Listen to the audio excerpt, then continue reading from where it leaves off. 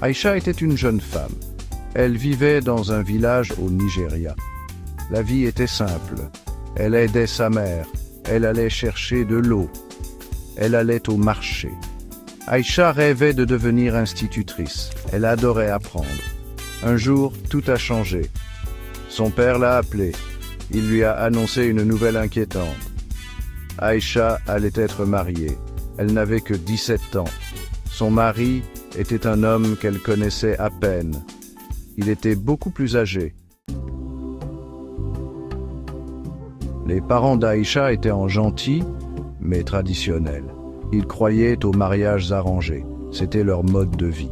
L'homme qu'Aïcha allait épouser avait payé une dot. Il avait donné des vaches et de l'argent à sa famille. C'était un signe de respect. Aïcha avait peur.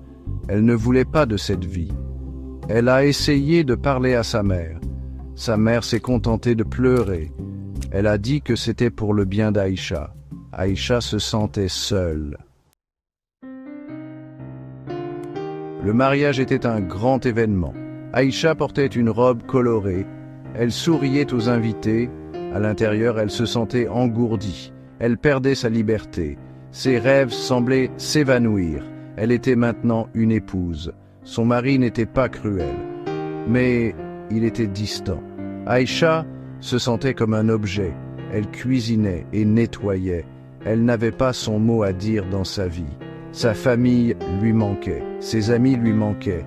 Surtout, son ancienne vie lui manquait. Aïcha se sentait piégée, mais elle était aussi forte. Elle a commencé à parler à d'autres épouses. Elle partageait des histoires similaires. Aïcha a réalisé qu'elle n'était pas seule. Un jour, Aïcha a entendu parler d'un groupe de femmes. Elles se battaient pour l'éducation des filles. Aïcha a senti une étincelle d'espoir. Elle a décidé de les rejoindre. Peut-être, juste peut-être, pouvait-elle encore faire une différence.